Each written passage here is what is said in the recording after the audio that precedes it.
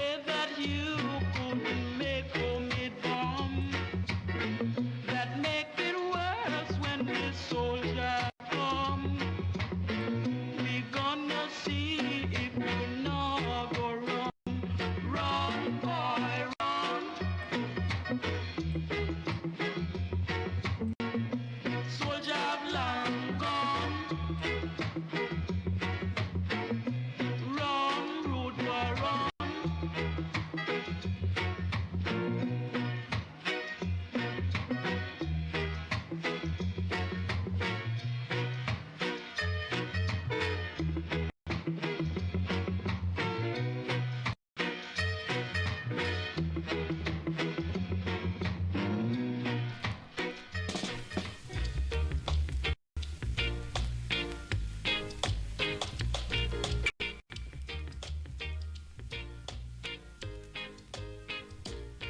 Look here, children. Look here. It's gonna get rough.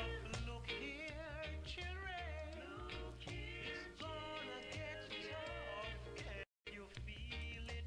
Even on the street sometimes. Can't you see it? Right before your very eyes.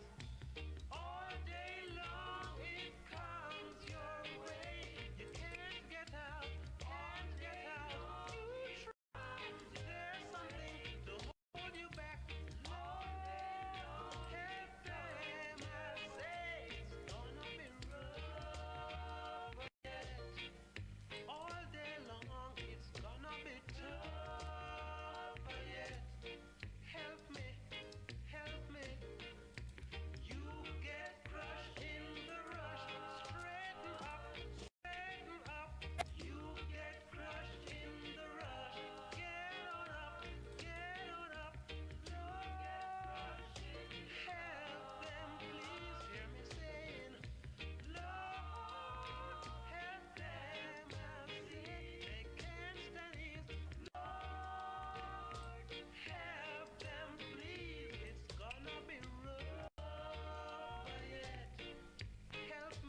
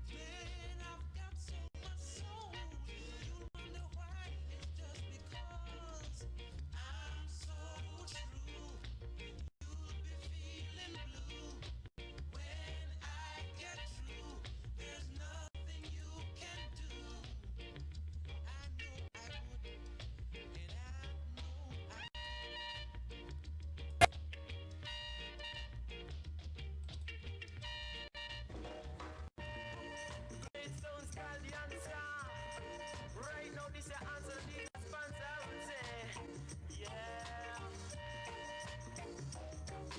The automatic pistol remote control. Automatic pistol remote control. This is the answer to rock your soul. Automatic pistol remote control. Set a room for it, supply with it. Set a ball, yet run out, not the dreadlocks running. Set the answer, the question. Set the answer, me question. Coming in the morning, landlord coming in the evening. Kick off me door, me never did it. Kick off me door, me never did it. Say that he come for him rent, but I didn't have a cent. Say that me take it violent. Whoa, coming in the morning, landlord coming in the evening.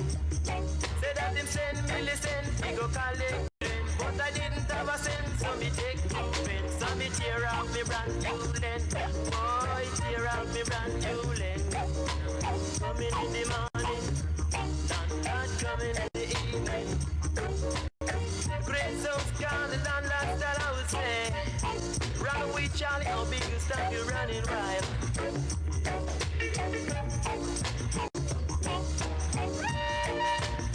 Great sounds call the answer. Right now this the answer, need no sponsor. I'm on the playground and I'm calm.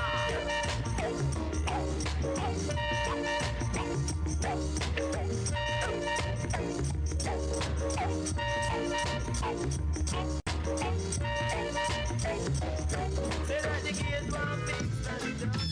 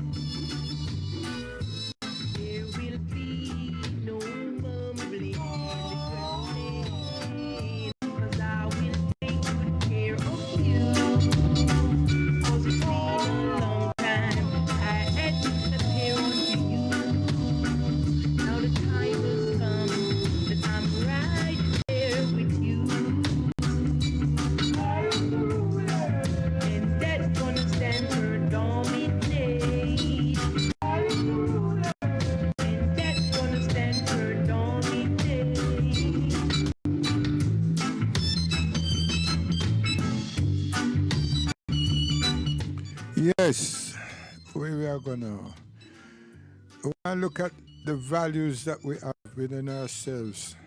Continuation of what we did on Thursday.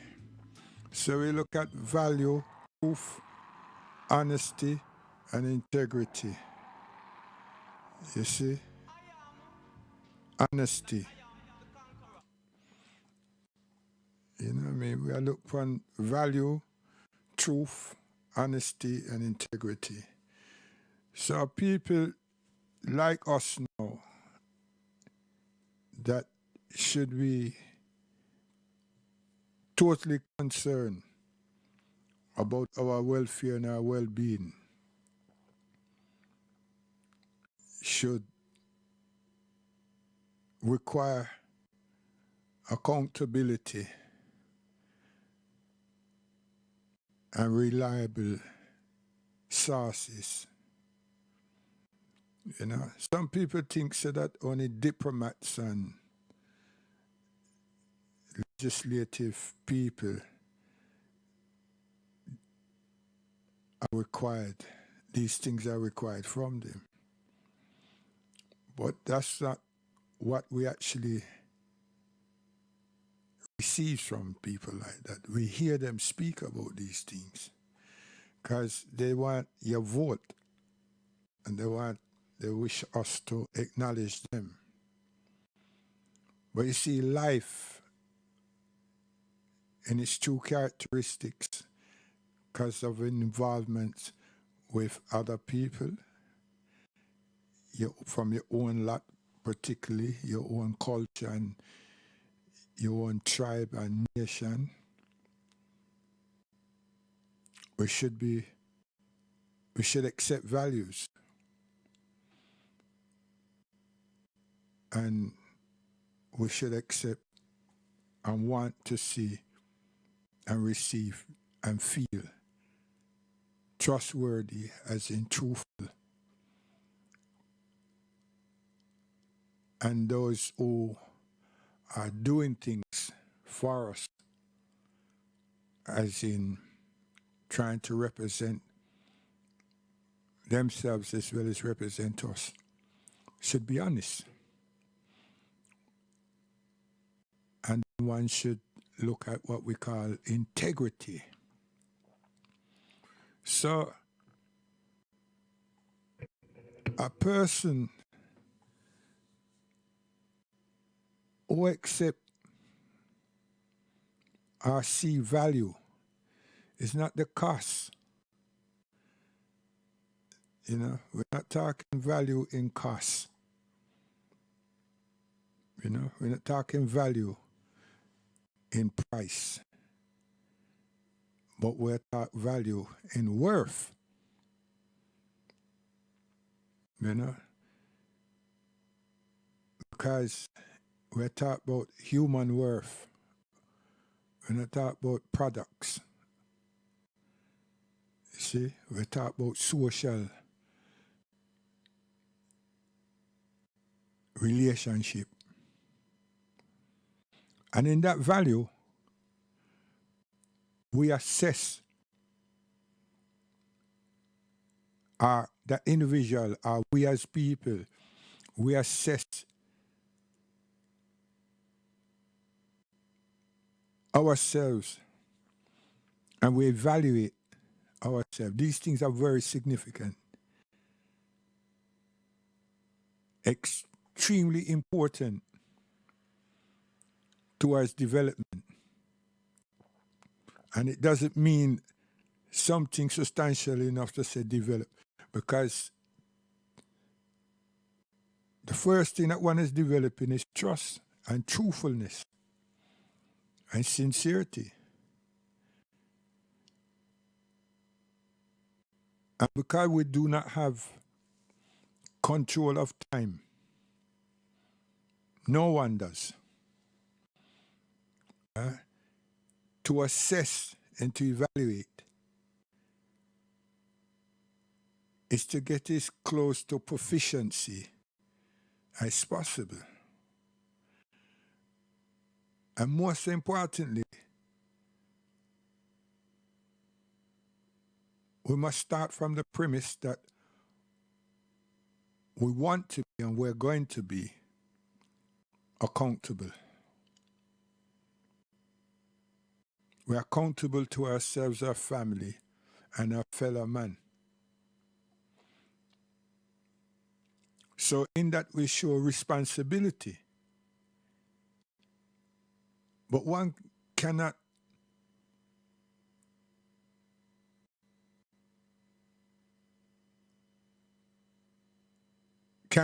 not assess and evaluate to see what type of proficiency we have reached. You know? That's why, to me, that's why most things that we do and we attempt to do, it starts. But it's very difficult to see what fruits, what blossom has occurred and what fruits we have earned. And you see in statutory employment, it's a must. And university graduate is a must. There's various facets of life that's paramount, evaluating and assessing. These things are very significant because no one wants to be doing something and they're not fully comprehended and they cannot value or monitor. You see, in banking and local politics and politicians, them use also the word transparency. Transparency is just to put that out there to show people that yes, I am reliable, but I'm also trustworthy. What I do is trustworthy and it's transparent to all those who need to acknowledge what is happening, are those who one is relating to, are working on the behalf of are attempting to apply themselves to whatever the task may be, that there's some form of transparency that others can see exactly what they have been attempting to do. Now, that can't happen if one is not evaluating and assessing. It can't happen because all of these are bounties. And once those things are put into place, once they're put into place, it creates confidence in all participants. And with us as trying to build communities and to build institutions, we have to understand the measures of accountability lies within the participant or the worker, our workers, our people who are responding to some form of duty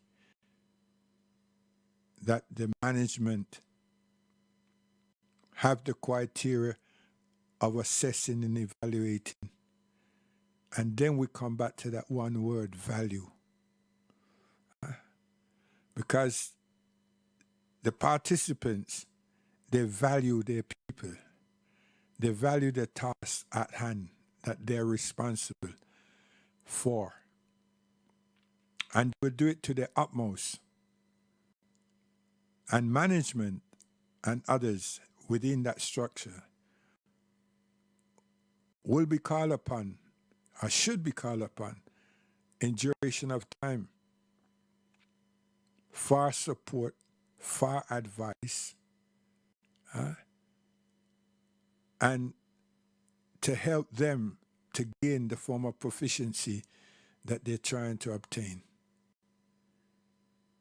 So transparency is a key word that alleviates a committee or people trying to find out and recognize trust. Yes. So I've gone round and round because these are some serious tentacles that has great worth. And we as a people, we do that, all of this, for others than ourselves. So we do know of these things, and we respond. And our children grows to know these things, because if they're hearing, and I said if they're hearing to the educational training and development, that is the process. That is the process.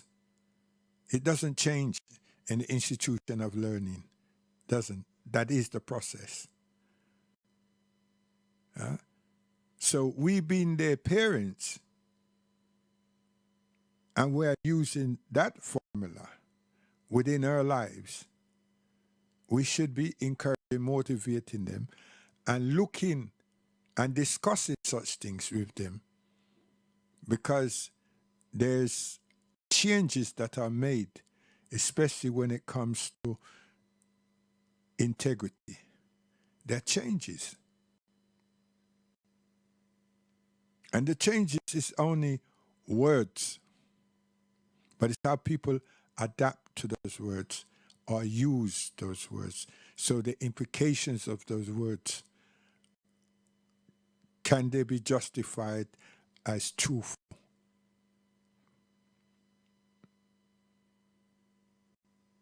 Because there's so many words, if we pay attention to local politics and national politics, that are brandishing around, that are brandished around just for purposes of engaging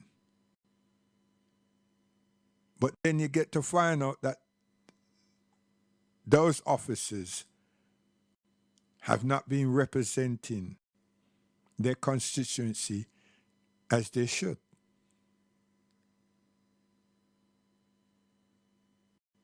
And it's then through assessment and evaluation of them and the department that you find out that they've been dealing with some fraudulent things, or they've been extorting, and so forth and so forth.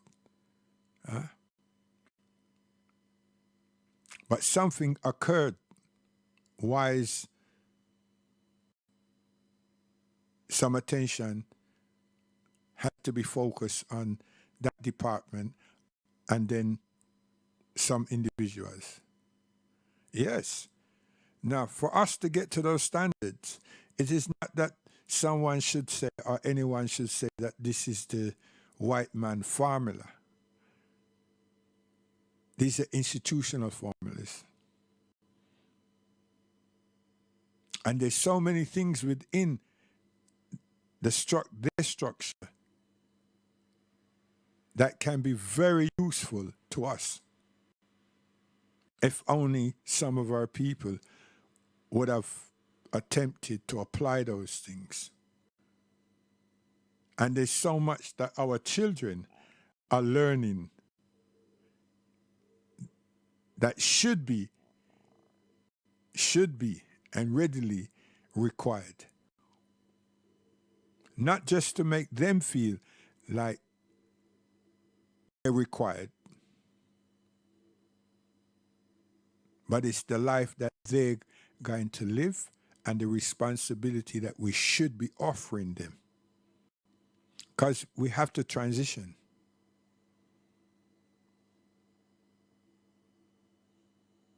That's what good leadership does.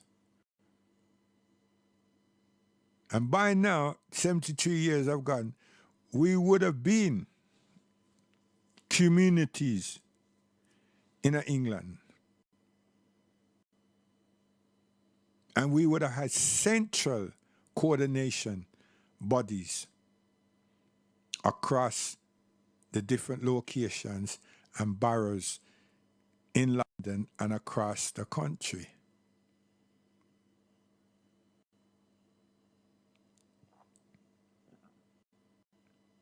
And we have the true potential and we have the abilities, but we're not recognizing. We're not recognizing. So, where does truth come into all of this? Truth. Yeah, we have truth in terms of facts. We have truth in actuality. And we have truth in terms of honesty, reliability, and certainty. Truth. Serious thing. But the truth that we want is that people can relate to us or we relate to ourselves with honesty, sincerity. Yeah. Because we must be accountable. And we must be resourceful but accept responsibility. Human beings.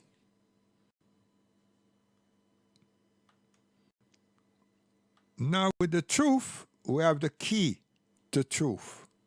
Rightfulness, morality, trustworthiness, goodness, I tell you. And of all things, Pastor, decency. Yeah. Righteousness and truth and honesty and truth. They're all values. And this is what we want for ourselves and within ourselves. up and down this country as a people. So to coordinate, it would have been easy for us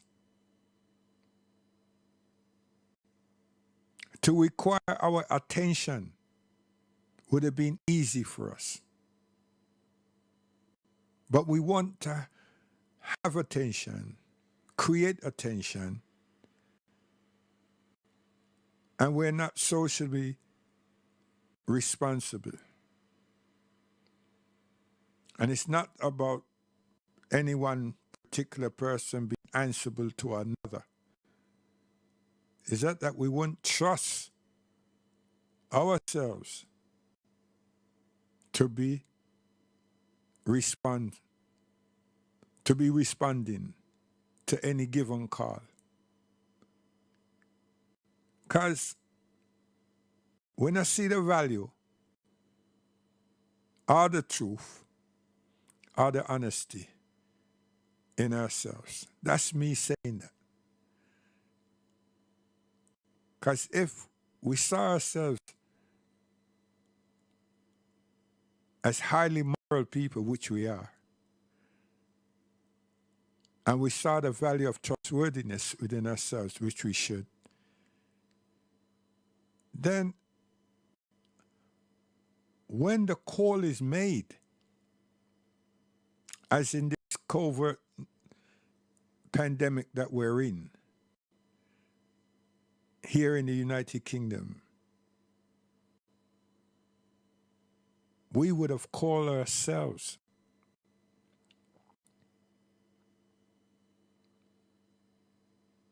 And we would have been strategizing ourselves.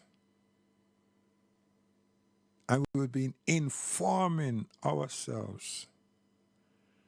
And many of us would be accepting responsibility for ourselves. Because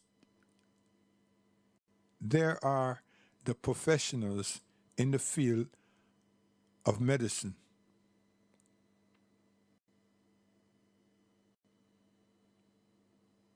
They're doctors, they're physicians, they're technicians, they're laboratory skilled and trained.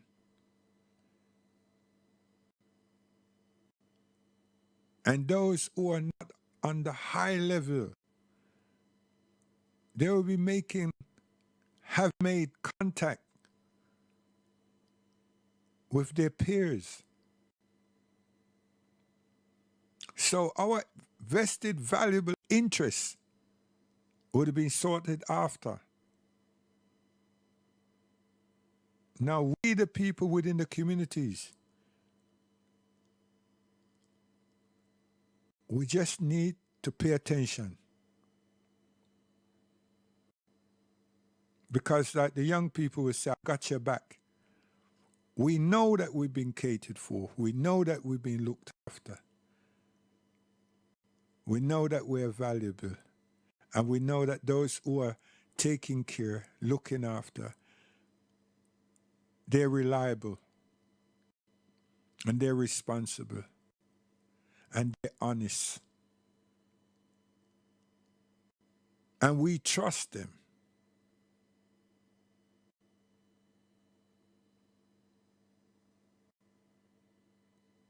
And we in totality, when I talk we, my family and the two people around the corner, we're talking about us, the African Caribbean people here in England, the African Caribbean people right here in London, and all the different boroughs and counties around London. And we made a huge mistake in the tail end of the summertime when them say the lockdown is ceased. People went having party, went having barbecue and all kind of something in few parks and everything. And it was so trivial. But it exposed us again. How virtuous are us? I mean, what form of consideration did we have?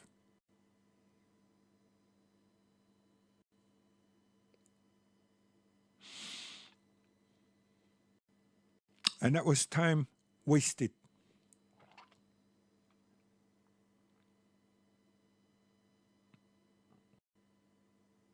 So, what is it that we're transitioning, and do we see transitioning?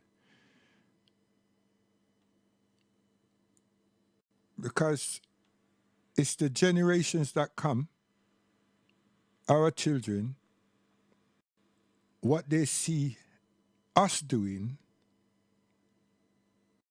and what they realize from us, what is our high moral values, aims, and objectives, and principles.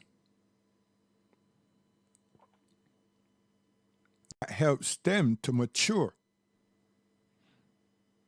with the value being truthful and being honest and being sincere and being dutiful and being accountable and being responsible and being reliable for our sake, all of us, including first themselves and their family, immediate family.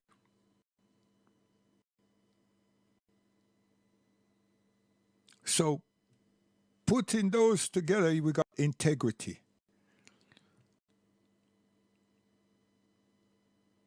Now that's honor. Why? Because you've honored oneself in terms of showing that one is have honesty, one is very truthful, and one accept values and reliability. Most reliable. Not about timekeeping. No, not punctuality. No.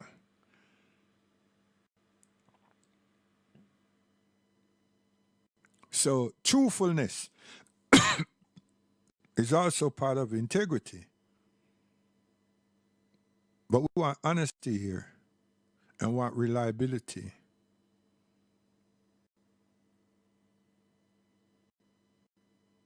And that encapsulates values, trust, truthfulness, and honesty. That's us, the people. Without those things, how would someone trust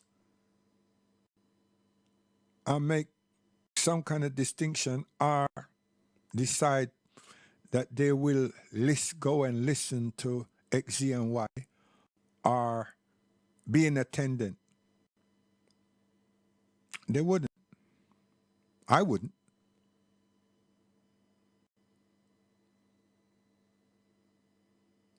And our life is at stake right now.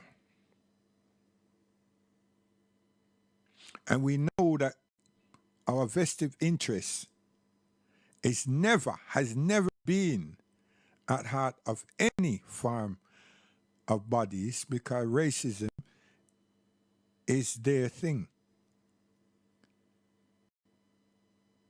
And we always sit back and wait because too much of us, we leave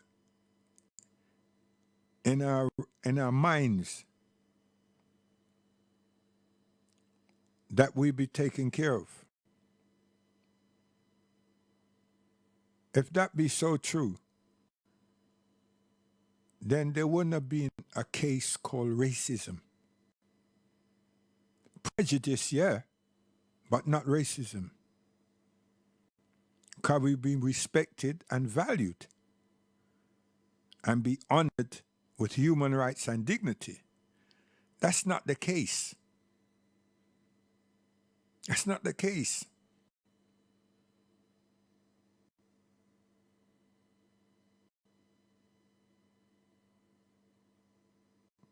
So we have to look at ourselves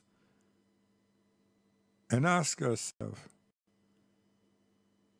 Are we actually realizing that we need to be accountable to ourselves? We need to accept accountability for ourselves, for our own selves, so that we can be dutiful and accept responsibility for the all and be part of the all. And have that form of integrity, which is trustworthiness.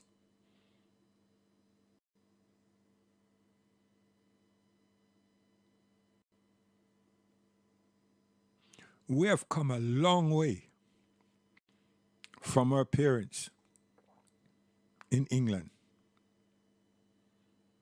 They've experienced so much and they have sheltered us. And I think somewhat that we're ungrateful. Because you have to look at the moral principles, the ethical principles, the social dynamics, and social science and the strategies that our parents,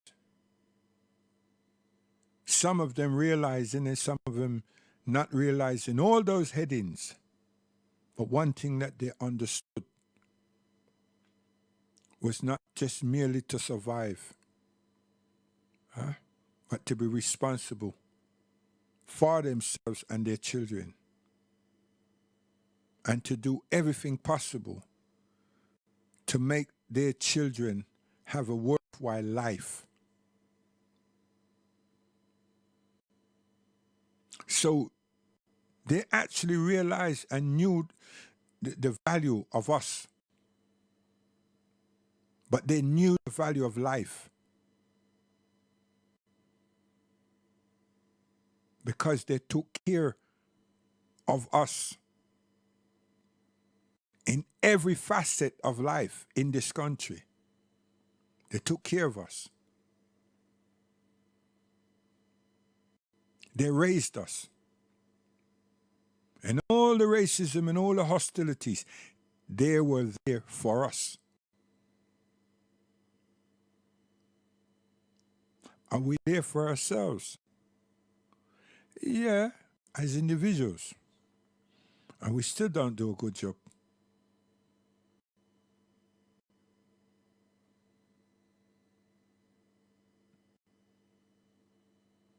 And we need help. And all the resources that we require, we have.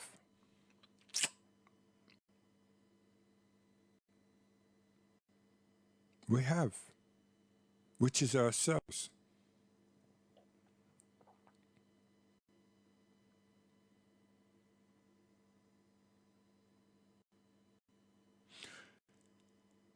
We've let our children become performers and let the state and the structures amplify how good it would be for them to find what they would be calling a cultured niche.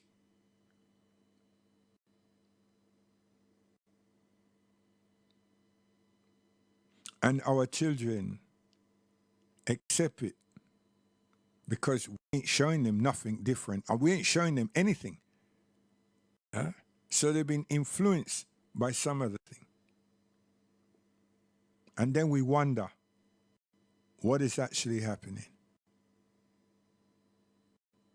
So we haven't honored our parents, and others now is raising and distracting and influencing our children because we have not taken full control and understand value.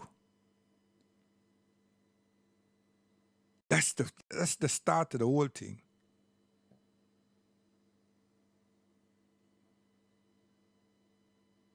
So we scarcely raise the children, because if they're going to eat from other hands than us, they're not being nourished by us. and they're not being mentally blossomed by us. And we're nowhere near them to protect them from the vices that they're participating within. What are we? Beside consumers, we're nine-nighters. Because we have the 9-night, you understand? That's like a dress massage for the church and then the cemetery. And we've experienced so much because some families weren't together and they had to go on WhatsApp and various other platforms and ask widely for support. And if they didn't do that, someone who knows the family have done it on the behalf of the family to see if they can raise the money to help the family bury their loved ones. No, all 50s, our parents never did that. And they're in a foreign land and are being abused and etc., etc., etc. And them can't get £3. And we hear today people are collect all £1,000 and this and that and that and that. And driving all kinds of cars and everything. Eh?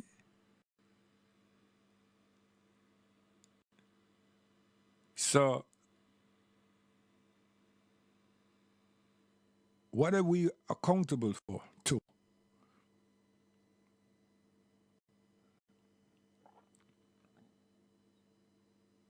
See? So when you think about the other people, them, as in the host nation, they're actually laughing at us. And they're not even laughing. They see us as a non-entity. But we are good for play and amusement.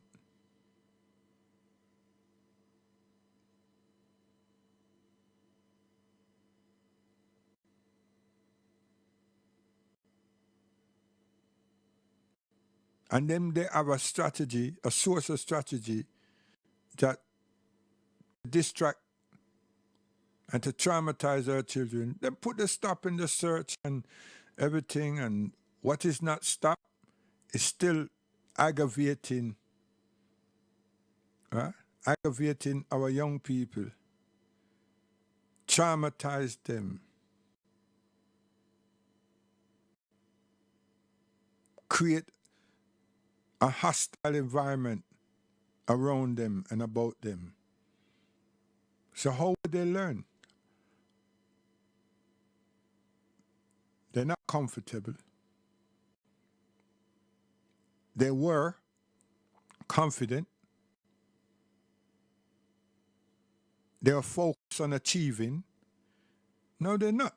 They're afraid. They're skeptical. They're afraid. They're traumatized.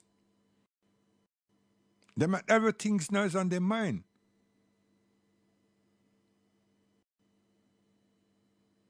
They lost value.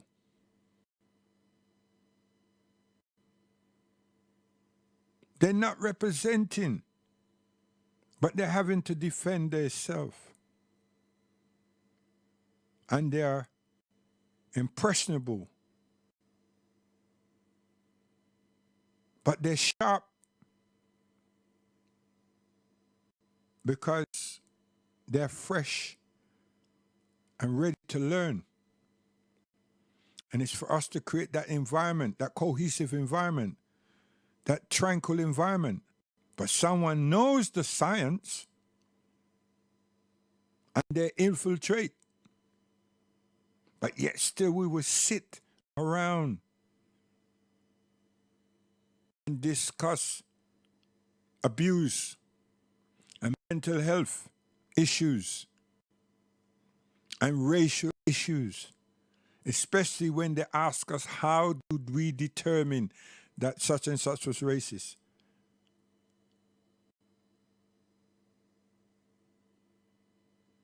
And all of this is happening,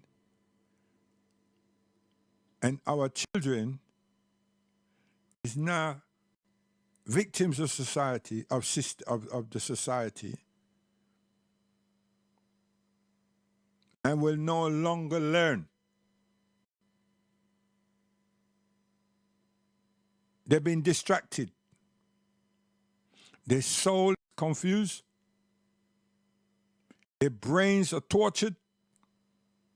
And they lack instinctive nature in terms of value.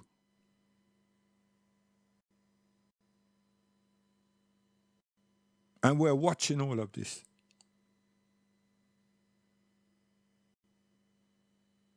And they're our children. And it's all happening to us. And it repeats itself time and time and time and time again. Now we're in a dark space and we're not communicating.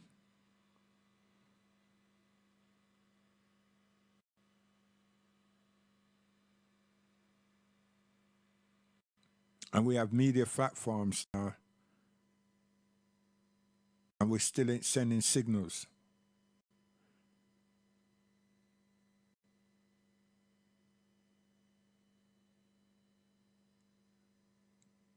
We can have big gatherings, you know. Social distancing is how we use our brains. This is England, man. We've been here for a long time.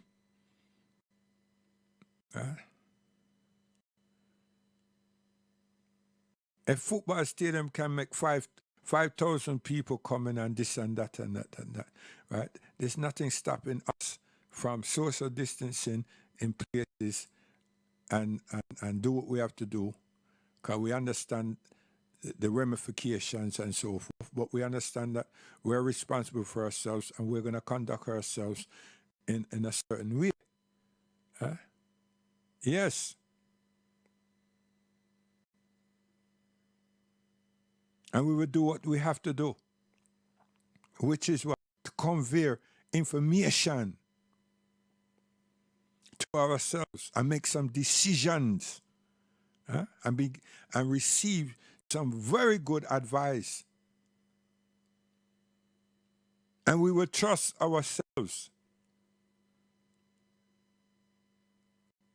It's them to me one.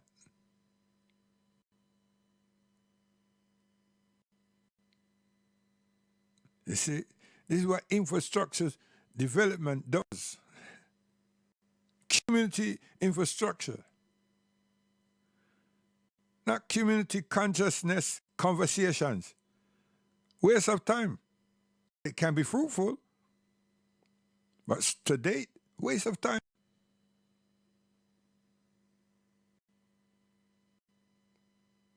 Some people want to meet someplace to return and remember something.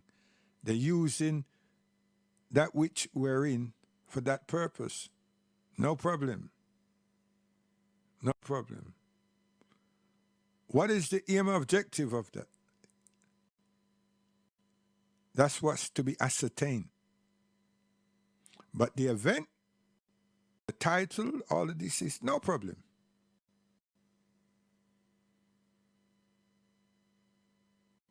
But what is being attempted? Sometimes I think we do things because we can. And there's no aim for tomorrow's tomorrow. And for my selfishness, I want to be important for this second.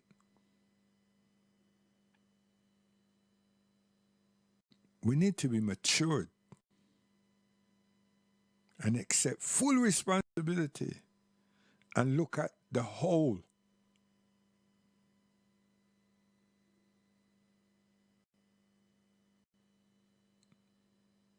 Seriously.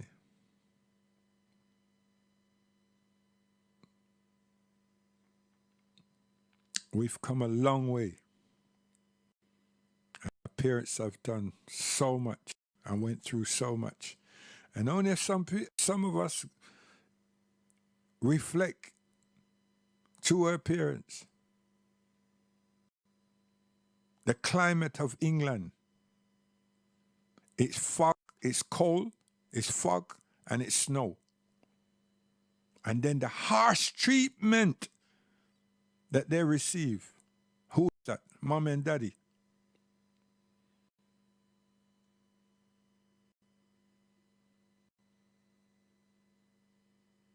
We should have had the courage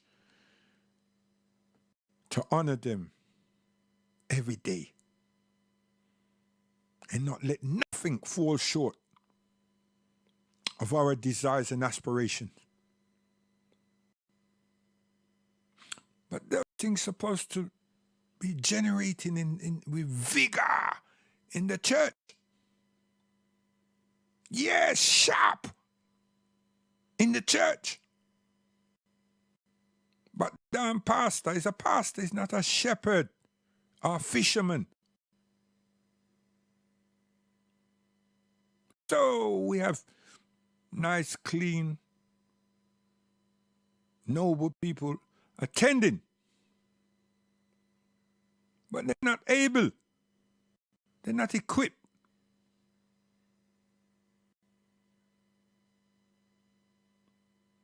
They're social bystanders. Some of us know of them because they're some of our families, but we don't regard them because they disconnect. And they're the ones, I keep saying, they're the ones that hold so much keys because they're the only ones that have some form of congregation.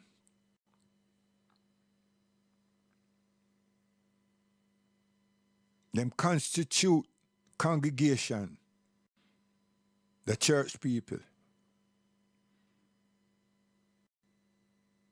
And they should be seeing us and what our needs are. And they should be telling us. But they're telling Jesus. I'm sounding cynical, but it's true, man. Face up to the reality. If they saw Moses and understood Moses and Noah, they've been looking after us. No matter how tough and hard-headed any of us is, they'll be looking after us because they know they have a duty and a responsibility. And they are accountable to the Almighty. Yes, man.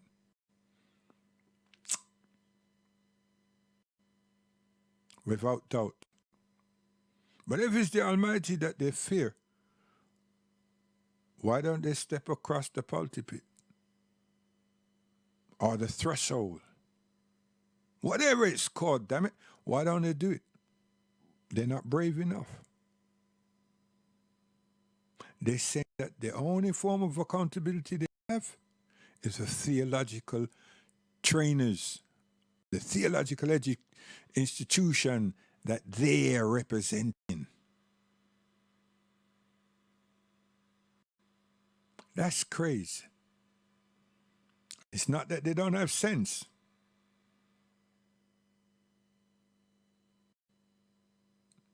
But they're resourceful, not for us.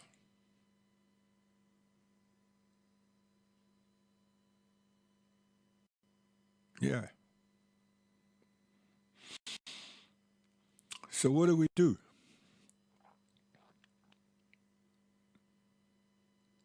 If we took lead from our children,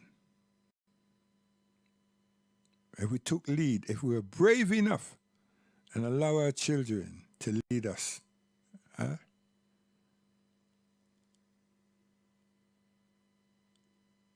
But the problem is, we can't even attempt to do that because they don't even see.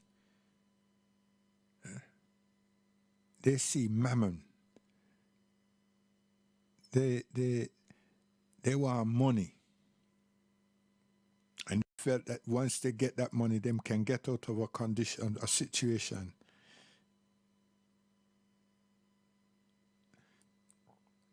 And that situation requires money, time after time after time. And no one is there to tell them that.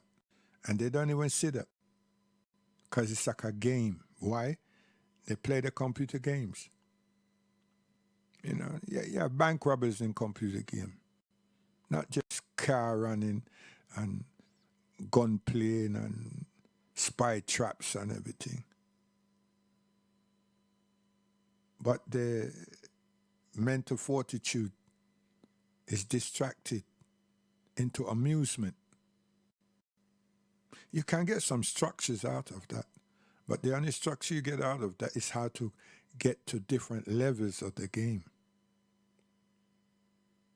Unless you're skillful already and very creative in information technology or IT, well, the same thing, then why is you playing this game? You're unpacking it.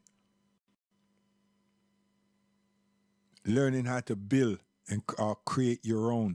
But most people, nah, it's a buzz. What is that? They turn around and tell them that they can go on the international, so they can play someone down under, someone in South Africa, and so forth. You understand? They have a big number of people and competing. Same thing with football and basketball, same thing. So it's levels of distraction. But you have to have some skills. You have to have some understanding of the technology and how to play the game and how to add to the game. But why this is happening, our lives is not being maturing. The concerns are somewhat nonsensical. So, what is it that we have? Not to distract them, but to attract them. That has value. Comes right back. Yeah. Notability. We ain't sorted that out. So now we look at the system and blame the system. And it's not the system. It's us. It's us. We're not partaking. We're letting other things manipulate even us. And if we protected and sheltered our children from the law, from all these entrapments, from amusement and play, and recognize that they're ours, but we slack off after primary school. We can't wait. I said, a young man them and a young woman them. We can't wait. So we didn't instill any values, any truth, any honesty, and then we still think, or we would think, that some form of integrity would be there when we did not shape them for that, and neither do we have that within ourselves. Music. How can you conquer? Shout to that. Trying to come in. Do it, baby. I will tell you. You never will come in. Hey, it's cats gather around the street where the beat is so sweet. Till you gonna move your feet as I will tell you. When I tell you about the hammer, you're gonna run and your mamas, I would say. Do it, baby. Swing along as I would beg you. Sound that leads the way coming down with me. Down in the night of November, you're bound to remember as I would tell you in December. Do it, Jack. Good God. You'll soon be running, Yeah. begging for mercy. Yeah. Do it. Prove it to you. You're trying to come in. You just got to hit the mark as I would tell you. Good God. How can you conquer the conqueror? You could never do that. Rocker. shaka, rocka, shaka, shaka for me. Now, good God, rock. Take a stock and go with jackals on the jackals, I will tell you. Work your shoe, daddy.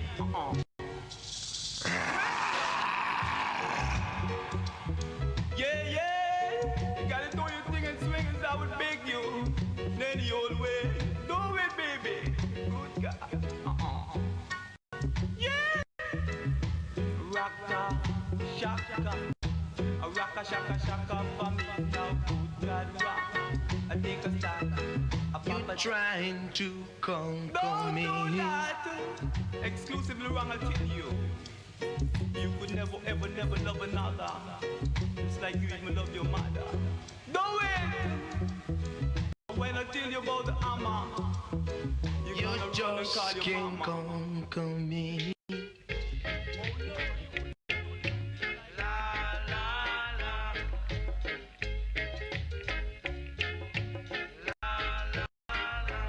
If you want to do something now, do it right. And if you want to say something now, say it right. And if you want to hold on to something now, hold on tight. And when you hold on tight now, hold on tight. For that's the time you want to lose it, lose it. That's the time you want to lose it, alright.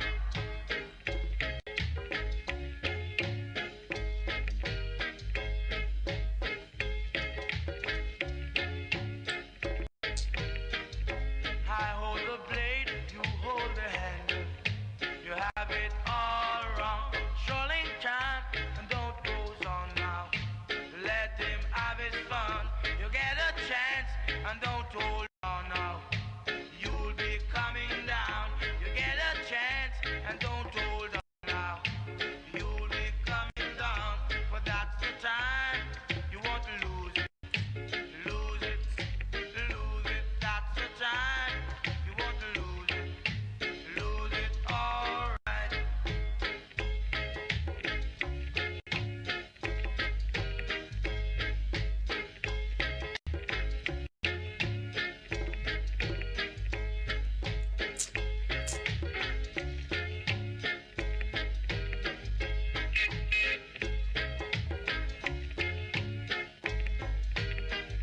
So if you want to do something now, do it right.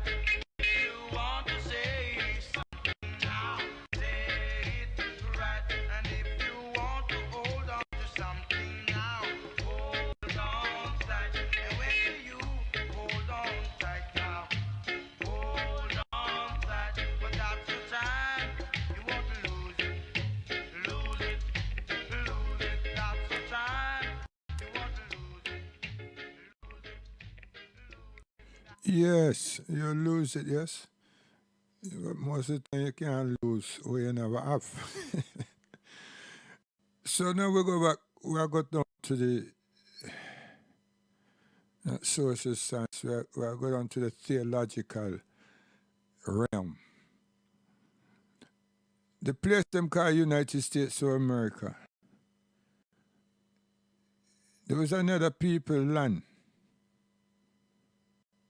And the Scottish, the Welsh, the English, and even the Irish, them gone across the ocean because they are victims of them own people.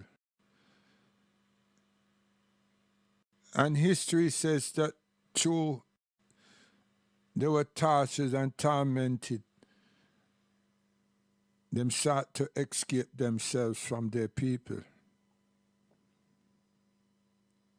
So them gone across the ocean and them find this place and them land upon it to develop their life and gain some freedom from oppression. And they were called Puritans and Quakers, Mormons and Elks and Amishes and all them things, come out of all of them. So these people that fled from persecution and discrimination and all form of hostility that they couldn't tolerate anymore.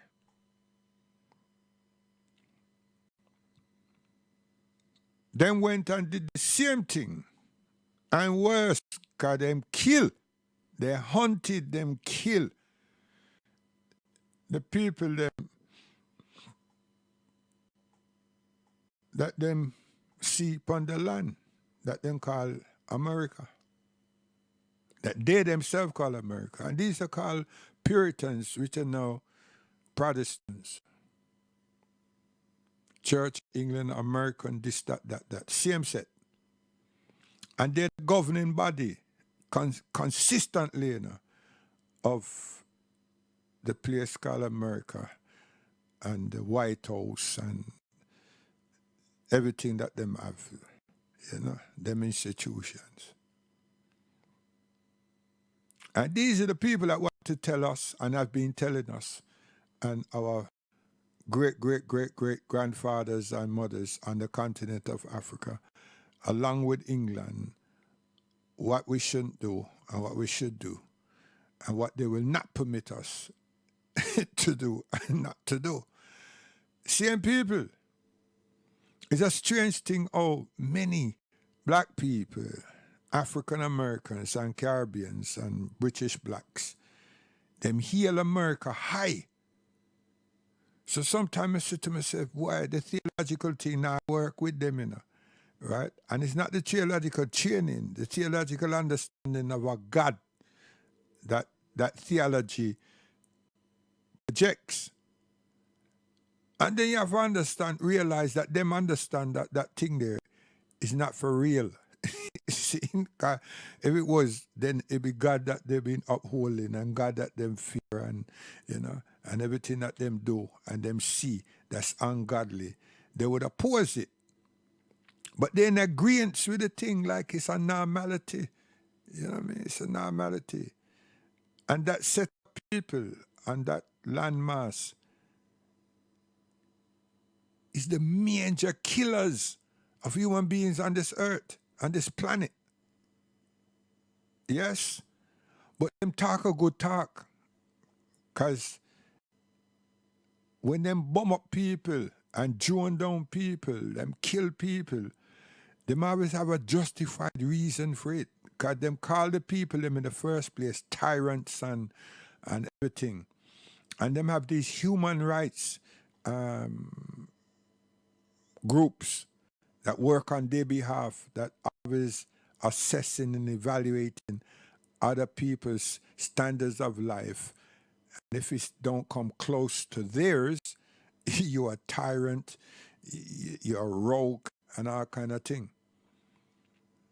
And that same America, people that they disregard is in so much poverty, but black people, boy, may I tell you. So when we say that we did, our parents did a lot for us, they're African Americans, that their parents, their family has done remarkable things for them, and them turn out to be some bad children. I was going to call them bastards, you know, but some badass children. Yeah.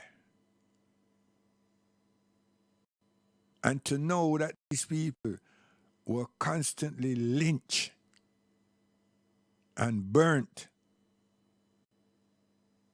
Some serious things they went through. All up to the 70s, you know, and still nowadays it's not so frequently recorded or mentioned. Yes? So these are the Puritans. I'm saying that to say, well, how is our people so intrigued to honor such people and mistrust ourselves? How the hell did that happen? How did that happen? And we're children of the slaves. So sometimes the people them that talk about slavery among us, we need to question them and find out, are they really part of us? I tell you. Because black does kill black, and black does sell black out, and black work for covert operators. Yes. The Black Panthers did not explode themselves. They did not have infighting. It is black people that were trained by two institutions of security services in the United States of America.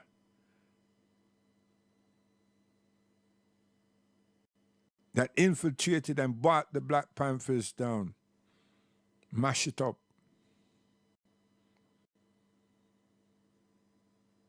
So that was a slide in there, you know. Just slide that one inside there. You know what you call that one there? That's a yarker. That's not a bouncer. It's not a spinner. That's a yarker.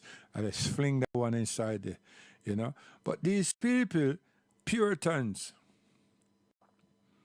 the mass majority, the huge population of African Americans are theological minded people.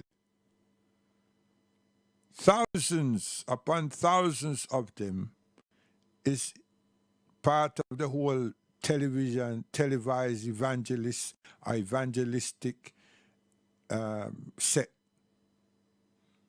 They are Jesus participants. They are Puritan charmers. And they make the institutions that who's ever at the helm, they make those institutions wealthy, wise, the pastors, the nowadays prophets and whatever they call themselves, also, and their families and their administration wealthy. And not the flock. And they're so confident and comfortable that their congregation will remain because there's nothing else. There's nothing that opposes what they do, and there's nothing else that's there not just merely to influence us, but would take the place of them or project something more worthy than what they are projecting. Because one should look at them and ask the question, what have we accomplished? That's not being cynical. What have we accomplished? What forms of institutions have we got? What kind of systems have we got? What kind of infrastructures have we got? And especially in America, you see, we have none. None whatsoever. But in the early days, man, the early days, and these are the days before King, the early days, they were striving to have institutions, and they did. They developed many. It came a time when the transition is required. By this time, these theological preachers were let loose. Yes, these theological teachers, preachers were let loose. And they charmed us. And what did they do, really? They made us feel contented with the life that we were enduring.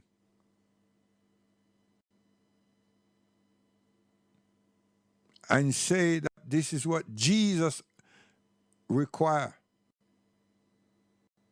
And slavery had to happen because this is what God ordained. And you have young people today, in the mid-20s, 30s and so, are saying this with such vigor that God ordained that to happen. Just like the others that says Ham, Shem, and Japheth is a must. Oh, boy. So you see, no matter how you try to dispel what them say religion and all these things does, you still have to come back there. Because it's the one thing that the mass high percentage of African, Caribbean and African American black people in the diaspora holds to. And no one has found a way of breaking that spell. It needs to be broken, but no one has found a way of breaking that spell to distract them to another attraction. And because the master planners are the ones who actually originate the thing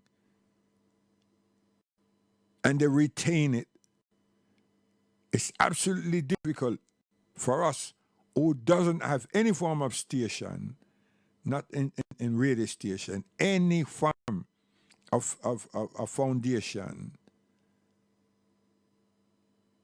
any form of institution, any grades to take our people away from such. We haven't got that. If we had any form of institution, we would get our people into higher learning.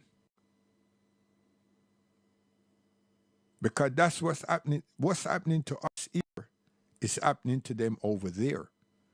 So the pandemic has knocked them for 6. Why is this knock us here? It's not them for 6 too. Because the poorest people are the African Americans. The poorest districts are where the African American them live. Stop watch Oprah and Jay-Z and these people. Very small number. Nobody watch them. It's good if we had some of them here, because you see the mindset that's over this side, I think it would be more persuasive. But at this point, I shouldn't even say that, because there's nobody out there that I'm hearing saying, yo, stop doing what we're not doing and come listen here. You know? And we have churches too. They might not be mega churches like them, but we have them. And they're mega online, and they're mega on satellite. They have that. They have some here that have big following in Africa. Yes, man. In Africa, big following in Africa and the Caribbean. Through the televised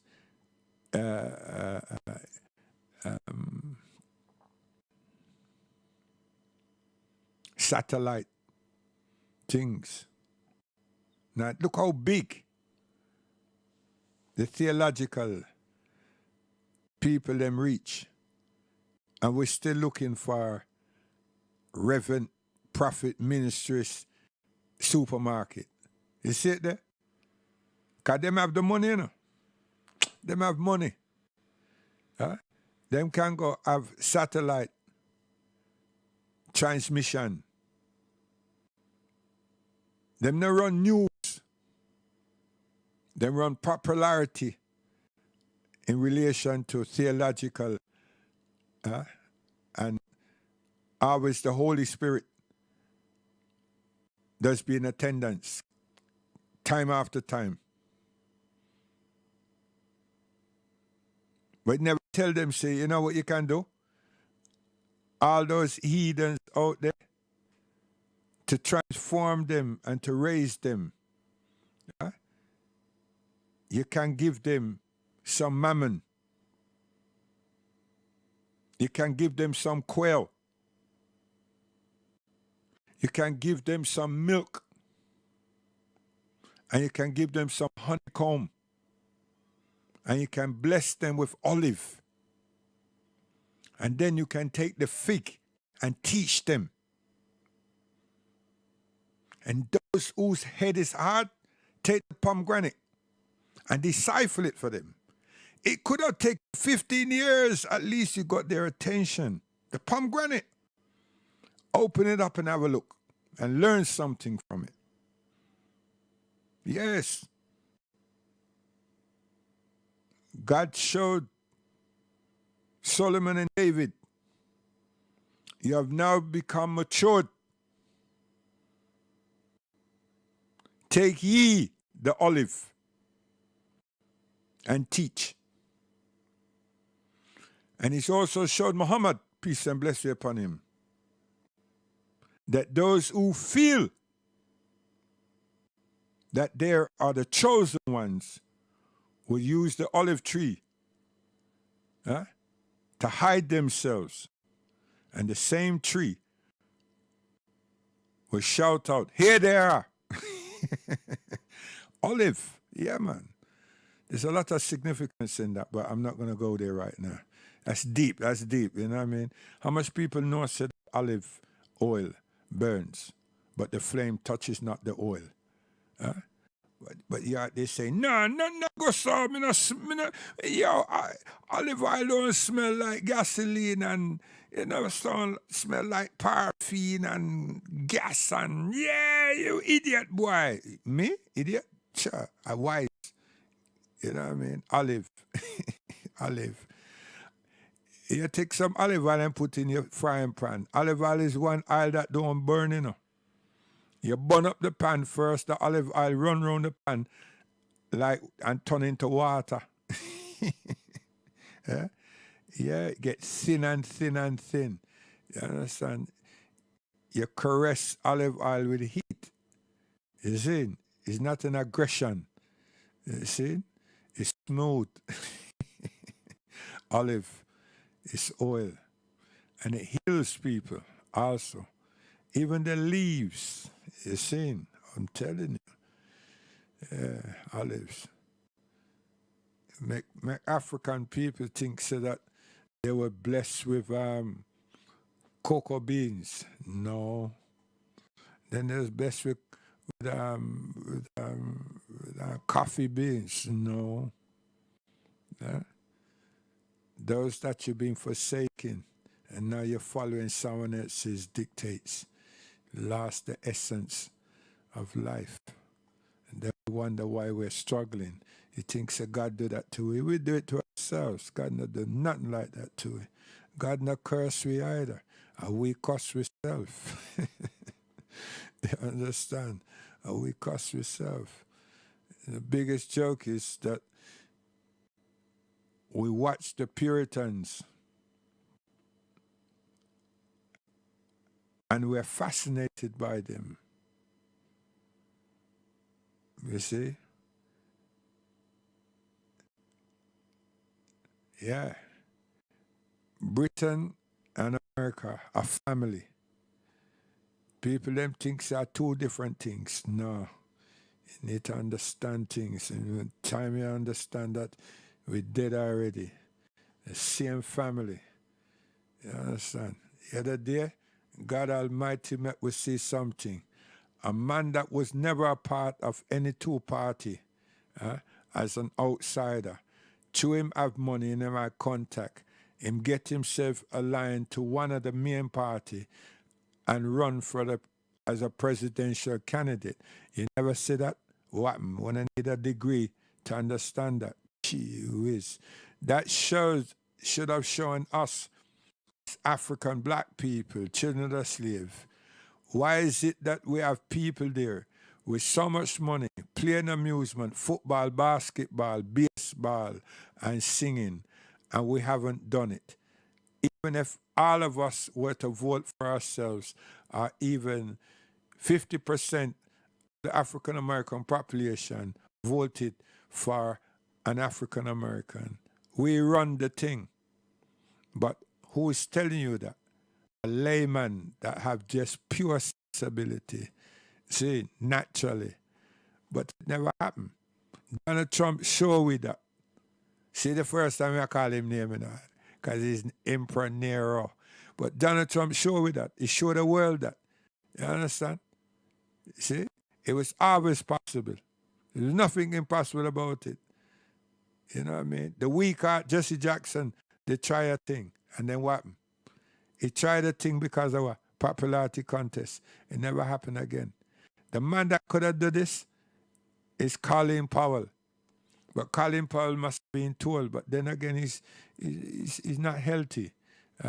So whoever is in the thing must have said, nah, you know what I mean? If you go independent, that's the only way, but we're not gonna sponsor you and everything. We're not gonna let you come under our wing. See it? So him sit back. Other than that, he was a candidate, big time. If he's a rebel, if he saw himself as a black man, you know what I mean? A black man, and recognize what slavery had done to us, he would have done it. That woman there, Renfield, she would have done it too. And if she didn't do it, she would have corralled so much of her money to help me or someone. You understand? That's it. So that's a waste of space. Now come back here to us now in the Caribbean. We don't assess and evaluate anything. We just give all our time, all our energy, all our efforts to the Puritans. It's just like we like to be on the winning group, like part of the winning team. That's what it is. And that's how we've been educated. That's how we've been groomed. You know what I mean? We don't oppose anything. We oppose ourselves, but we don't oppose anything that nasty up the word of God, nasty up life, nasty up the morality. You understand? Because if we didn't, no one would have got in there and disrespected my mother, and I'm alive. You understand? Disrespect the womb that bore you. And then we take our sisters. Anything that's a woman and disrespect them, that look like us.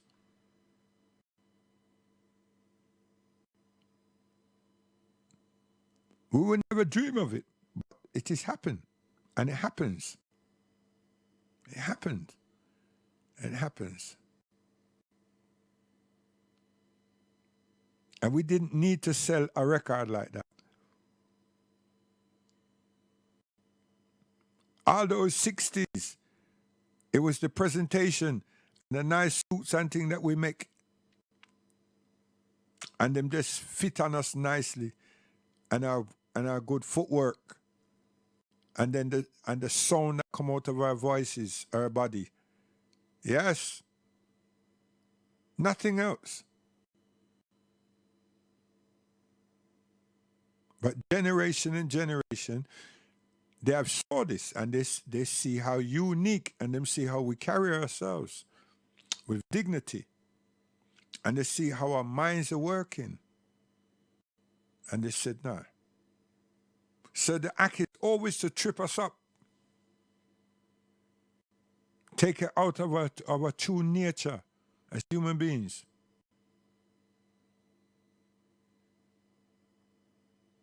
You see, when the brother they make that thing Smilax, if he was really with us in making that, and he researched with us in making that, he would have showed England as well how they are or how they were before our parents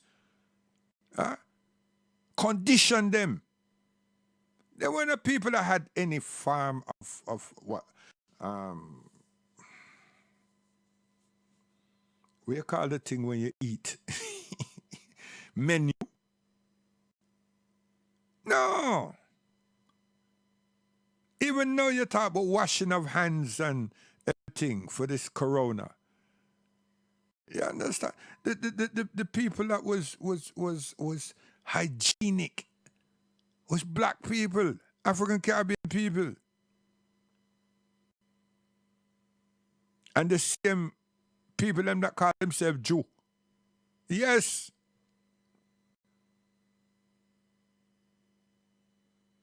But we the people them that was cooking. Pot go on fire. And we spend with little money to buy some plates. Buy some cups. Buy some knives and fork and spoon. Gee whiz, man. And these newspaper and paper eaters. People them that just, hey, the biggest thing them had was shepherd's pie. A joke. And sausage. You know that thing called sausage. And gherkin. And pickled onion. And pickled egg. Rock stone, man. England this, you know. It's England this. So remember, for your grandmother, you young people out there, and your grandfather, walk about the place and look for a shop that have some saltfish and some ackee and sure it. May I tell you, and some sweet potato and some green banana and things like that. Them a walk about the place. Them a try search for these things, you know. They don't feel good if them can't get something closer to the thing that they're accustomed to eat. You think this thing is a joke. You can't go in a West Indian house, a Caribbean person house to rat it and find paper chips and cod and mackerel and no star. Not that we never eat the fish anyway, but you're not going to that house there and see that for we food and gherkin and shepherd's pie and chips. You're mad. Street bacon. Nah, come on, man. Seriously. Little more than people that smell for we mother sweet food to rat it, and them a look upon you, and two ways sort of moral, high people with so much values. They say, listen, call we the children and give we a dish and something to give them. And tell them, please, don't break the plate or the dish, you know. You understand? Yeah. And then the same set of people that call me black bastard, the gollywog and rare. And now you want to see them licking them rotted tongue and lips and everything, because they must smell the thing. And we transform this place here. Some people want to just tell us that true music. That's what I'm saying. So much people with them ignorant, hey, talk shit. Talk from the top, man. Don't go down the bottom. Scammers and hustlers and shabinas. Talk from the top. The top was our moral standing and our food. You understand? The way we live. The one room we get, we clean it up and we put curtains, nets and everything upon the ratted window. When the people them see them thing, them think like, wait, what? What is that? What you did? Make the place look pretty. One ratted room. One room. And take the one dirty ass piece of carpet and line her out and put something decent and clean in there. Then watch we clean step with bleach and Dettol. clean the step that you have to come in, and it's not for our house. It's just that we have to use that thing every day. Once a week, whether it's a Wednesday or Thursday, blasted place get washed like that, and then God forbid, when it comes Sunday now, spring cleaning again. A joke. Huh? And the landlord, I put up the rent every 2 weeks to rot it. But we're clean people. We're moralists.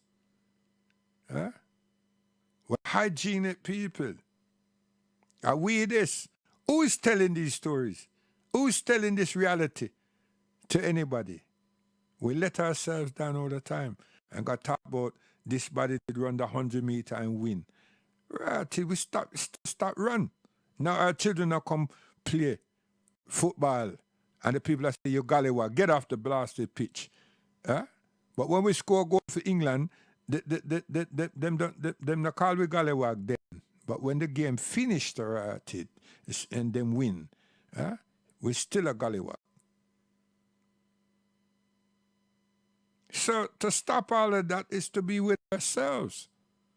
And it won't stop, but at least to uphold our dignity as human beings. Yes. Just like when them call them name, the youth them supposed to walk off.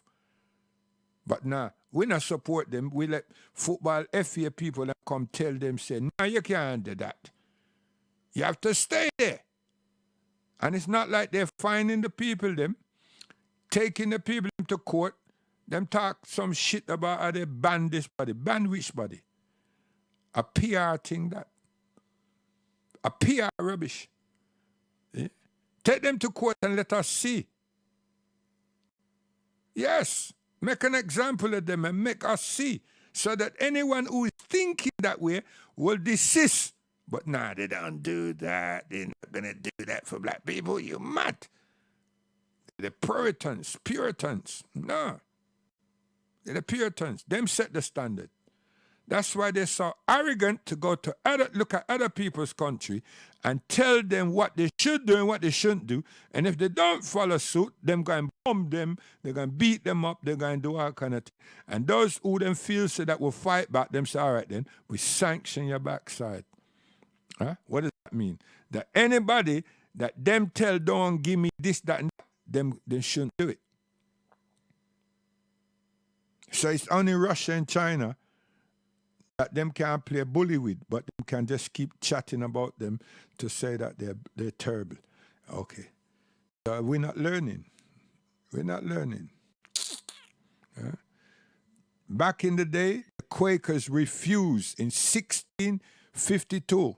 The Quaker, they made it known to their brothers and sisters, which are the same Puritans, that they will not bear arms against any human being on this earth. They will not. And they will not bear arms in the revolution, the civil war that them have. Right? Furthermore. You understand? Right? So the other day when you see all that thing happen in the States, the people them look at themselves and they say, well, wait a minute. Which ones are which?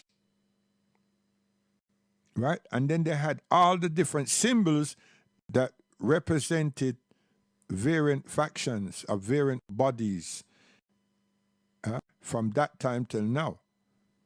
That is the problem. So what them do, them ostracize the weaker set of people that are not part of the Quakers, the Amish, or the Puritans. They're saying. Them thinks that someone like me, them fooling. You understand? But who is saying it though? A layman. You understand? This is the thing, right?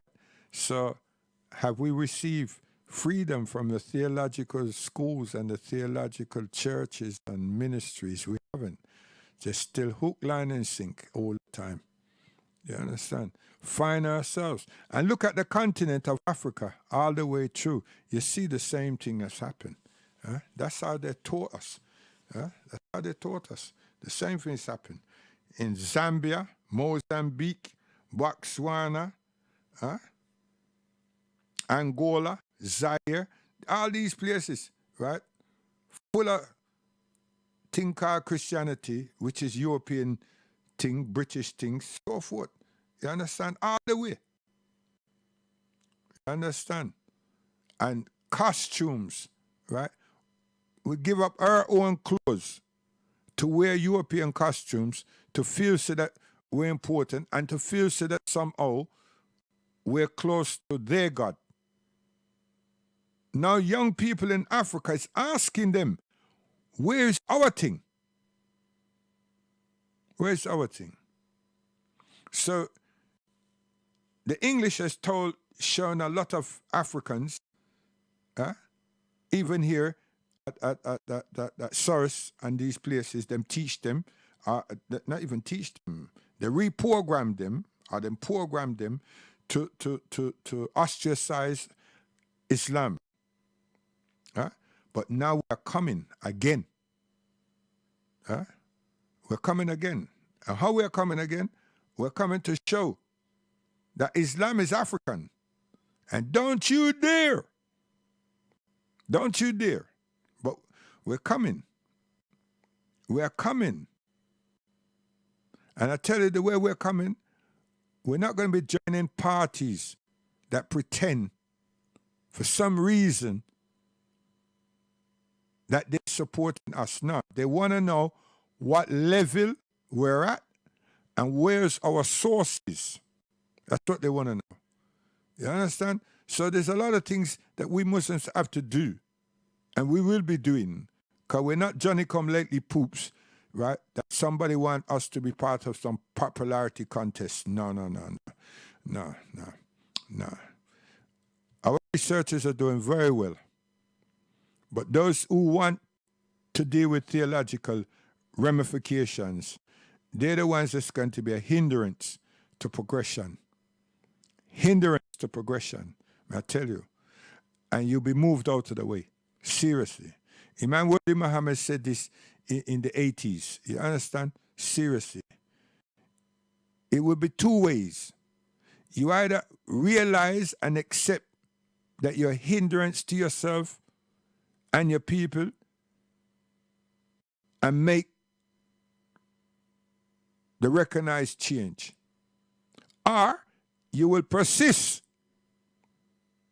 and you are forced to change. And if you don't, you won't be no more. Serious thing. Some people ask, who will be doing all that? And he said, we will. Not you, not him, not we will. You understand? So that we will is a lot of people. Who? You can put your finger, go to court and tell them, say, we will. And see what the judge can do. We will. We the people. Who's these people? Will. Okay. You understand? So by the time you spend your whole life trying to figure that out, you might as well make the right choice. Yeah. Don't be part of a problem. Be the solution. Yeah? And to be the solution, you have to be like Muhammad. Anybody that said they are Muslim and ain't going to be and strive to be like Muhammad, the prophet of Islam, peace and blessings upon the messenger, is wasting time and talking because they can talk. Seriously. Most of all of these lecturers, them is hot gas. They're hot gas. Them now live, but they're living their life.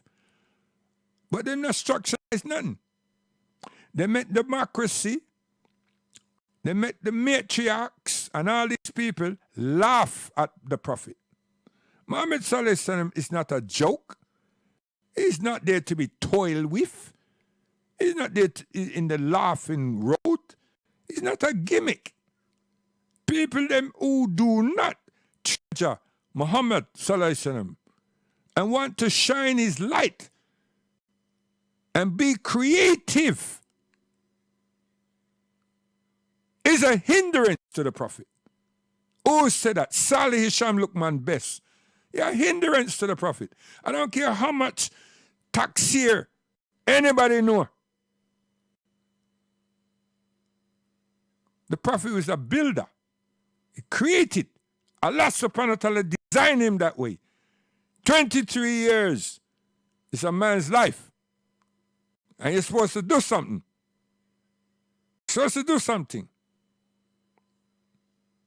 You're supposed to achieve something. You're supposed to set some good examples. Not come here to talk. Talk about this, talk about that. How much this body known, how much Jaffa known. Hey, what kind of thing that? That's what the people that make Africa redundant. Them took the Muslims away. And now them put these other people and worshippers and followers of this mystic thing called Jesus to corrupt the rest of the thing. And that's based on economical principles. And we still can't find we head from we toe. But who's talking? The Muslim. The Muslim from Saudi Arabia and the Muslim from England, the Muslim from America, all these people that's covert operators. Because we're not meant to be successful. The war upon terror is a war upon al-Islam. The war upon jihad is a war upon Islam. They don't want us to progress.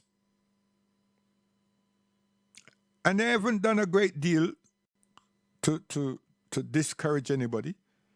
It's we alleged Muslims who have done it. Because we're not focusing on Muhammad. We're focusing on tribalism and we're focusing on trying to be superior. And the only superiority you have is what Allah subhanahu wa ta'ala give anyone who accept La ilaha illallah. That's it. It's so simple. So simple. But theology and to procrastinate theology, Allah never asked for that. That's what man does. That's what man does. If he does it in moderation, no problem. But if he's doing it trying to seek attention and cannot create anything, furthermore finds it very difficult to recognize an ant. Woo! An ant, you know, let alone a mustard seed and make good use and value of the mustard seed. Lord have mercy. This is terrible. It's terrible.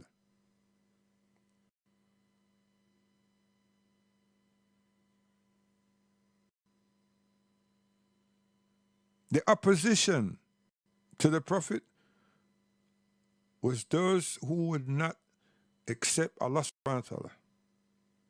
They were disobedient. The opposition to the Prophet was people who were nonchalant.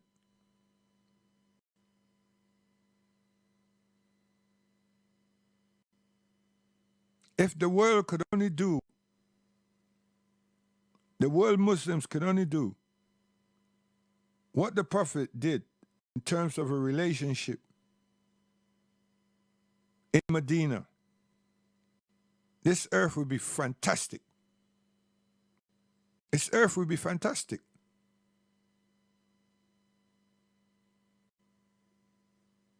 But who's talking? A lay Muslim. Fantastic. This world, not any Muslim country, this world will be fantastic.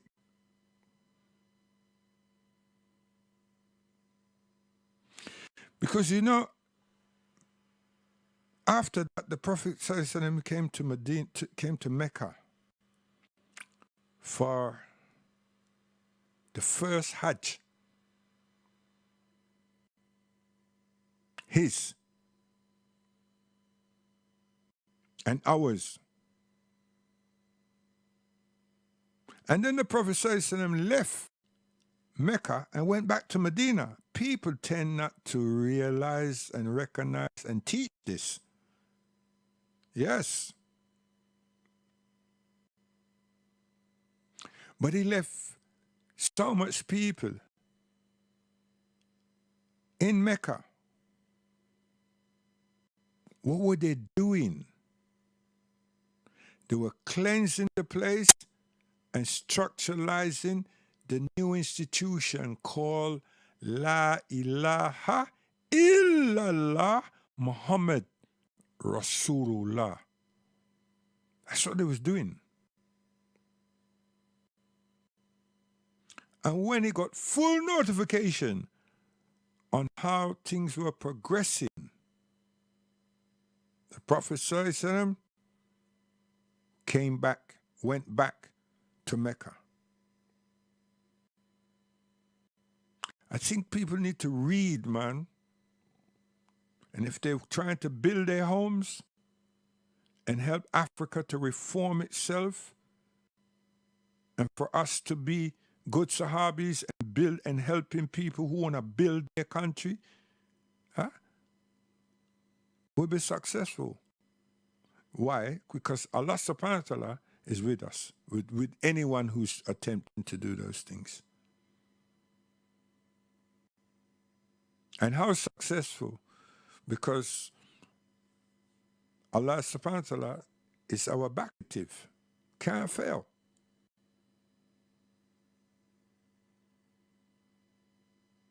But when we have ulterior motives and trying to please the world, to get acceptance from the world, nothing happens. Yeah, you sound good, may look good too. You know.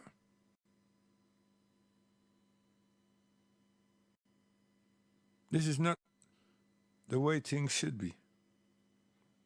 There was, in my life of basketball, there was some fantastic, great players. But that man, he chose who he wanted to talk about. And from those young age, I've learned a lot of things, because it's not the one who's watching that makes you. It's you who's participating. And what you got to be doing is to be just to yourself and to your fellow teammates. And when there's someone who is performing better than you have to be humble. You have to be humble. There's a player, a great, great player, as far as I'm concerned, and a lot of other people. His name is Alex English. Smooth gentleman. Marvelous basketball player. Just like many others. And the Hawk.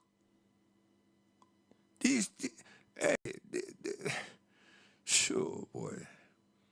But you have to sit down with a man like Bill Russell and ask Bill Russell, like Tommy Hawkins and Alex English. Yeah.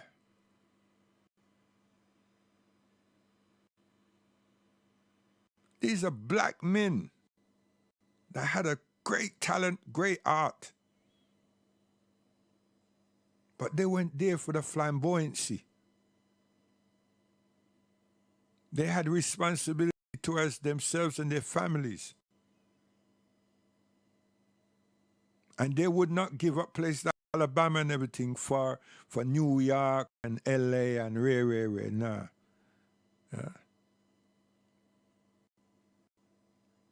Yeah. So as I drop this one here for one of my brethren about basketball, you have to look at a man like Jamal Wilkes. And anybody that ever see Jamal Wilkes play knows that Jamal Wilkes, Magic Johnson was his shadow, the direct replica of Jamal Wilkes. And the Lakers, them could not desist, because them saw it, and them traded, then went and got Jamal Wilkes. So Magic can mature. Yes, he can mature. as a professional basketball player. That's the biggest God ever. Where him get the skills. Understand? So that's just gone into sports and see the greatest talents that we have, and how we wait for other people to validate us. But nah. Learn about Medina and what happened there and how that was developed. Ask the question, how did the Prophet know about Abyssinia? How did the Prophet know that the Nagashi was a trustworthy, noble, valuable person? How did he know that? First Hijrah. That's where they went. The Umi people, what did they learn? They learned in Abyssinia. Doesn't need a PhD for that.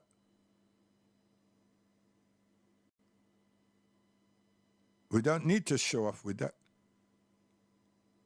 We need to understand it, and we need to duplicate it. Take our children on that journey and ourselves on that journey and get independently minded. Yes.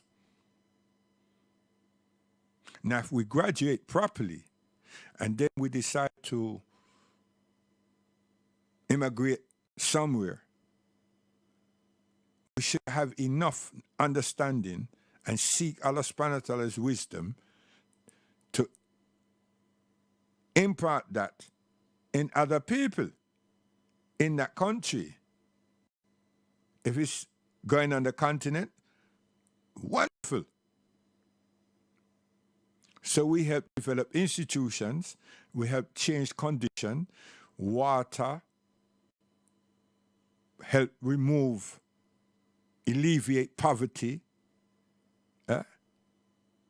Yes, take the visas them away from the mosquito them, take the cholera away from them, and this Ebola and these things. Claim the land and structuralize good farming practices that we once had. Yes. And feed the nations on the continent. Be independent with our food. And thank Allah subhanahu wa ta'ala for the water and take good care of it.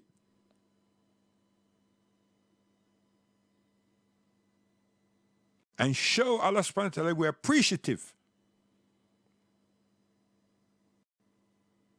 So whether the person them say that they are Christian, Jew, or whatever, at least them have a light that guides them. And some will fret and others will not, because that light that guides them, they didn't put it there. It's Allah subhanahu wa ta'ala put it there. And we who are the mu'min that are working, they can see and they feel our spirit, the spirit that Allah subhanahu wa ta'ala has given to all of us.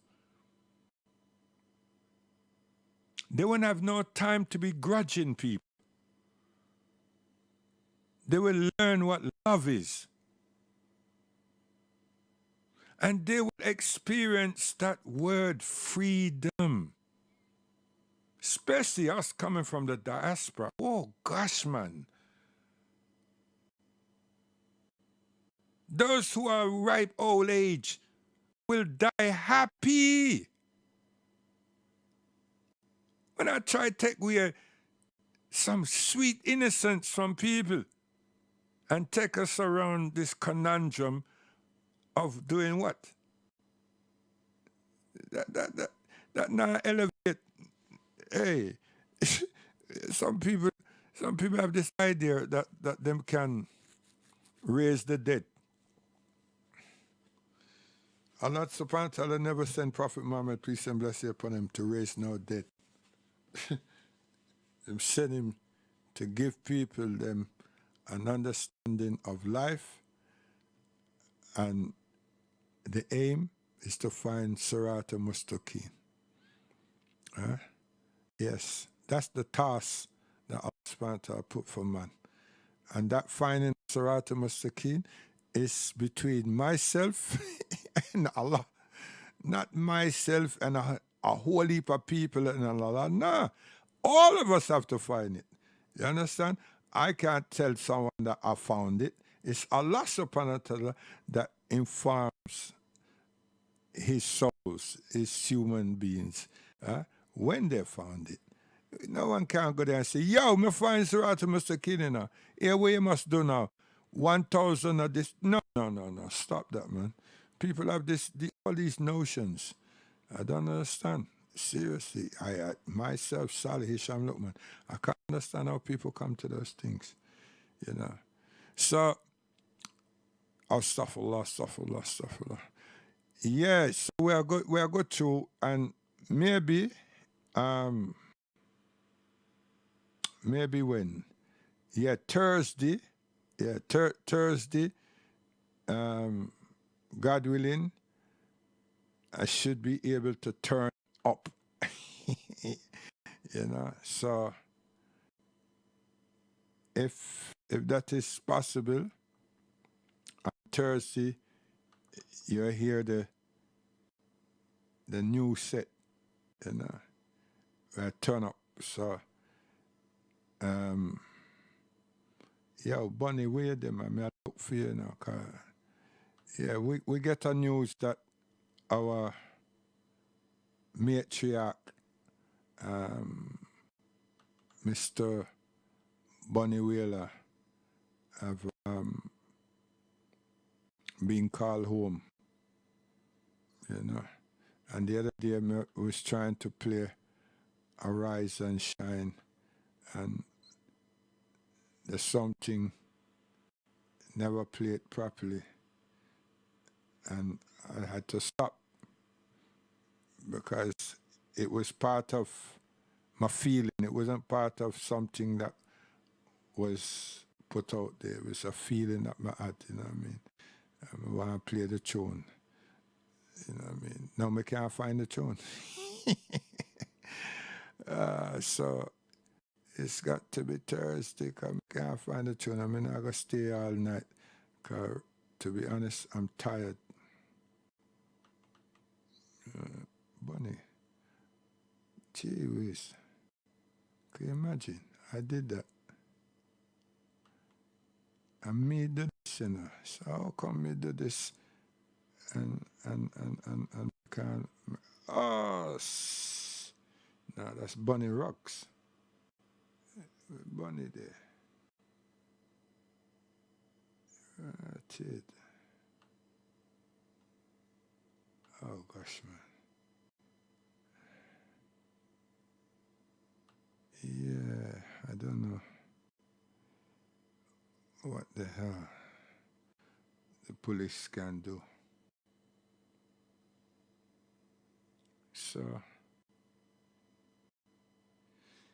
yeah, that not work. So, I go Bunny, and I find Peter. I find everybody except Bunny, you know. What go on? Gee whiz, I don't believe this. I me this, you know.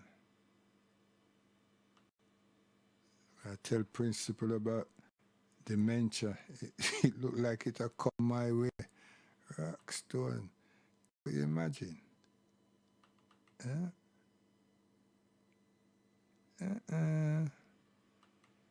So we need a tune. Yes, we need a tune. Somebody, everybody.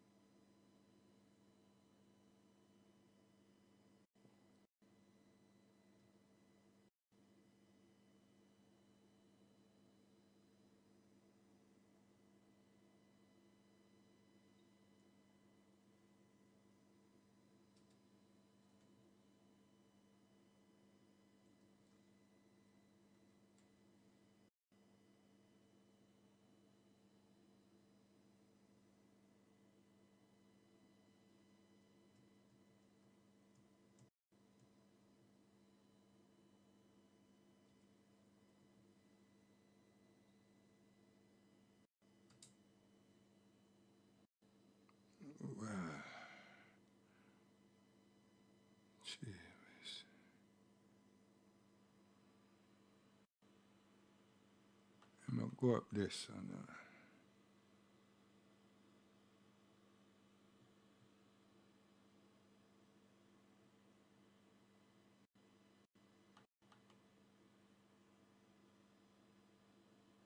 see it there? Come.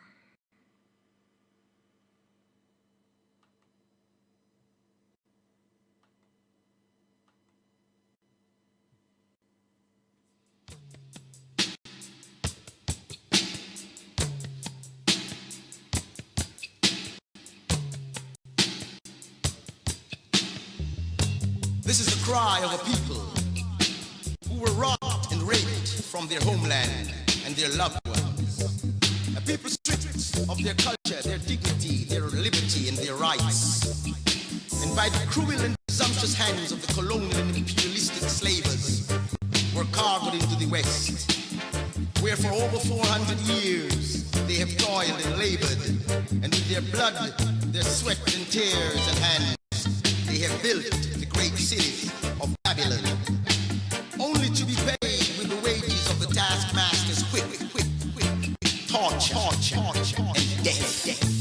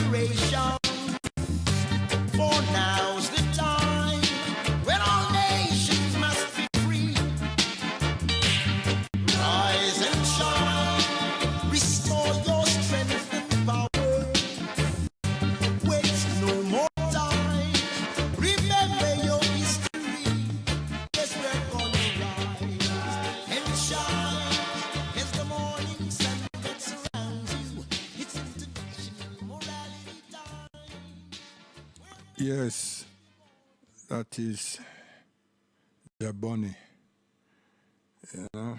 So we send condolences to him family, you know what I mean? So we get to understand say that him daughter did the whole cataloging and everything of him things, and he was very much involved. So that's a very good piece of work. At least, you know what I mean, things were done. You know, it's like this covert thing that we in, you know what I mean? People want to do this and do that, and people not getting together with them family, writing wills and explaining X, Z, and Y and so forth and so forth. So, you know, yeah, and people that are eligible for pensions or unpensions, you know what I mean? Enough things we find ourselves within because we're not being looking after one another properly. So, you know, and then after the event, we start talk and everybody in the family is blaming the next one and so forth and so forth. So we have to shine, we have to rise, we have to shine, we have to think, we have to mobilize ourselves and accept to be that we are valuable people. We should be truthful, you know what I mean? And yes, so we have a great deal of integrity. You know what I mean? We're striving for accountability and so on. So it's very important that we acknowledge, you know what I mean, and we do things. So we say guidance because we'll go here, you know what I mean? So Joe Hicks, your brethren is coming.